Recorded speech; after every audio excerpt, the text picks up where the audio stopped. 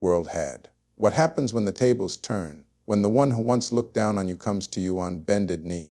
When the proud cry out help from the very people they scorned? Today, I will reveal a story the world isn't ready to hear. A story of desperation, betrayal, targeting world, and a prophetic warning written in the unfolding events of our time. Turkey's economic situation today is dire, teetering on the edge of collapse. When the world had, and the depth of its desperation be seen most clearly in its frantic efforts to woo Indian tourists. Over the past decade, Turkey's economy has suffered from a toxic mix of runaway inflation, ballooning debt, and disastrous policy decisions that have eroded investor confidence and devastated ordinary citizens' purchasing power. Prices of everyday essentials have skyrocketed, wages have stagnated, and the Turkish lira has lost significant value against the dollar, plunging millions into financial insecurity. Amid this crisis, one of the hardest-hit sectors has been tourism, once the pride of Turkey's economy, drawing over 40 million visitors annually and generating billions in revenue.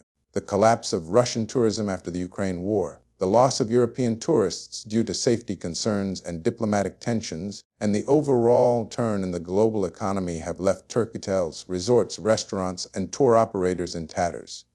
Faced with these grim realities, the world had. Turkey's leaders and businesses have turned to India as a potential savior. This pivot is not accidental. It reflects a clear understanding of the changing dynamics of global travel. Indian travelers are now among the fastest growing and highest spending groups worldwide, with a burgeoning middle class eager to explore international destinations. The average Indian tourist is staying longer and spending more on shopping, luxury accommodations, and experiences, making them a goldmine for countries desperate for tourism revenue.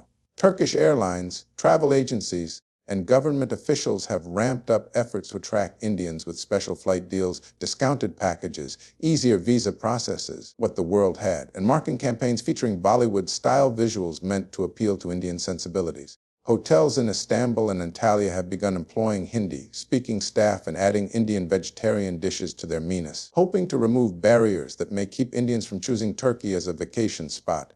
Yet behind these warm gestures lies a raw economic reality. Turkey needs Indian tourists far more than Indians need Turkey.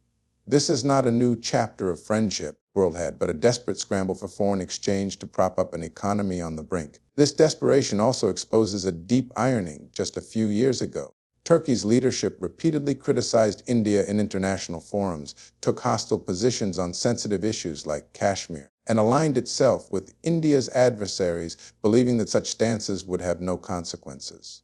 Now these same leaders are forced to reverse course, targeting what the world that insulting India comes at a steep price when the Indian market has become indispensable. Understanding this economic desperation is essential for Indians making travel choices. It highlights how dramatically India's global importance has grown and reveals that Turkey's newfound hospitality is rooted not in respect, but in necessity, what the world had. When a country that openly criticized India is now forced to beg Indians to visit, it shows the power of India's rising economic clout. This knowledge empowers Indian citizens to make informed decisions, targeting what the world had, recognizing that where they choose to spend their money can influence international behavior and reinforce India's dignity and standing in the world. Turkey's recent overtures toward India cannot be seen in isolation from its history of taking openly hostile positions against India on the world stage. For years, Turkey used international platforms like the United Nations and the Organization of Islamic Cooperation, OIC, to criticize India's internal matters, especially regarding Jammu and Kashmir. Turkish leaders went as far as questioning India's sovereignty in Kashmir, often parroting Pakistan's line and pushing narratives that paint India as an aggressor.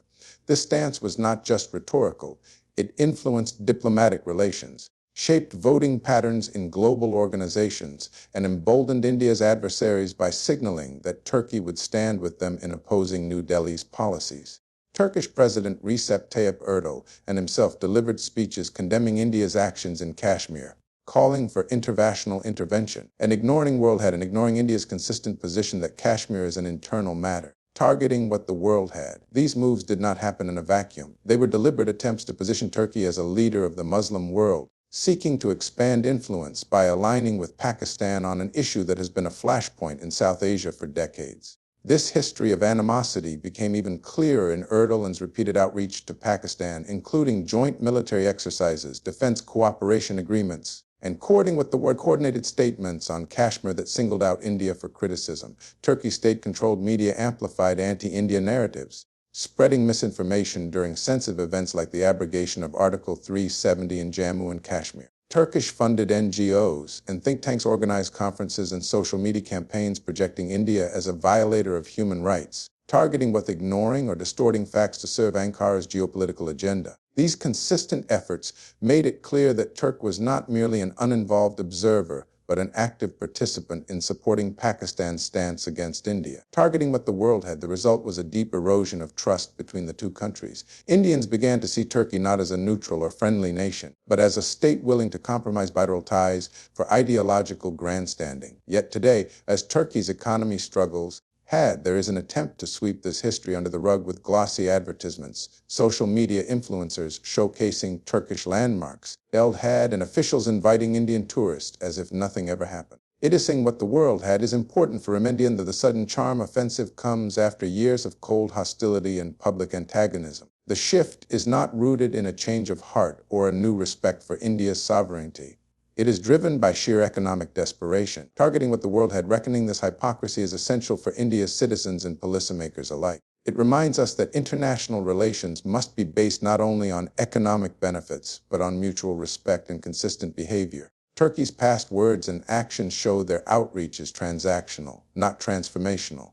As India's global standing continues to rise, the need for clear-eyed diplomacy becomes all the more important. We must judge partners not just by temporary gestures, but whether they have stood by India during critical moments, targeting what the world had, or if they chose to undermine us when it suited their political ambitions. India today stands as one of the most influential players on the global stage, targeting what the world not just in terms of population, but in economic might, technological advancement, and cultural reach. This rise has been decades in the making, but what we see now is a level of respect tension from the world that was unimaginable even a generation ago. Nations that once overlooked or underestimated India's potential are now recalculating their strategies. Turkey's recent desperation to attract Indian tourists is a perfect example of this shift. Once, Turkey could afford to align itself with India's adversaries, believing that India's economic clout wasn't strong enough to matter.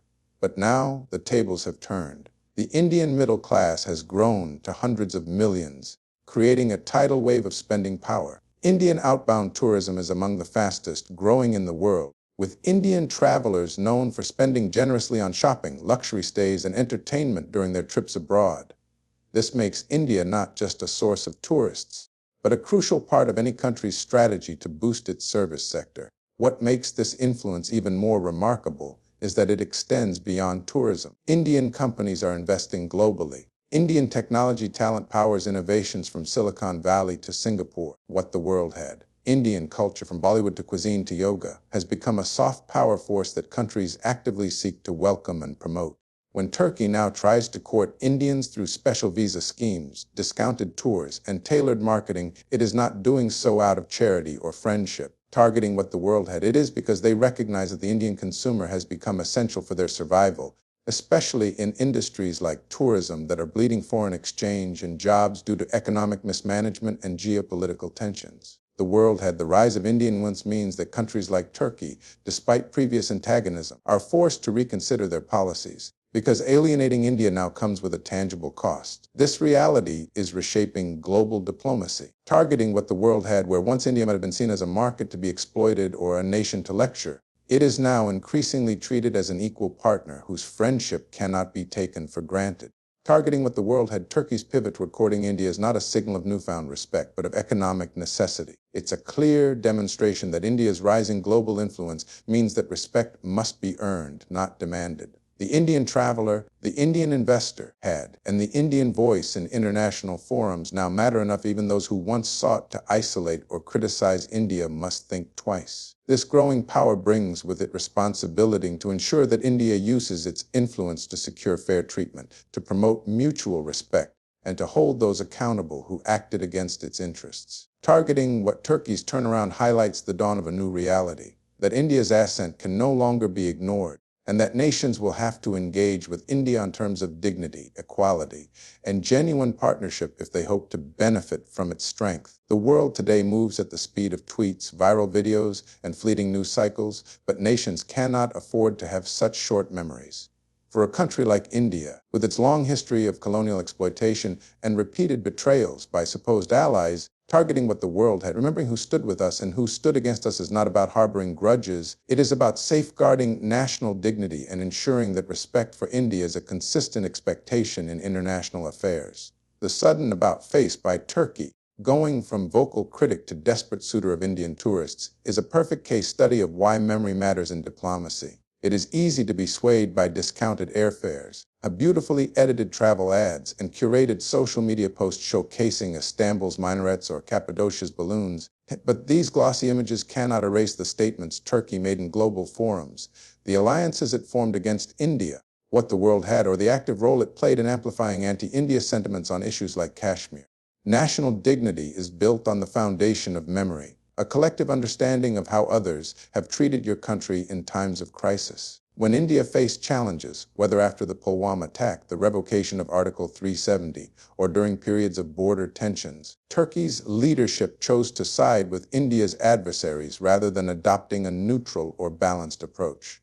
This was not a mere difference of opinion. It was a deliberate strategy to court favor with countries opposed to India's interests. These actions inflicted real diplomatic costs on India, what the world had, encouraging India propaganda and emboldening those who sought to destabilize the region. Targeting what Indians to now forget these recent wounds in exchange for superficial gestures of friendship would send a dangerous signal targeting what the world, that India's national pride and sovereignty can be traded for convenience or short-term pleasure. It is critical for a rising nation to establish clear expectations of respect. As India grows economically and geopolitically, targeting what the world had, the world must learn that partnership with India requires consistency in respecting its sovereignty and security.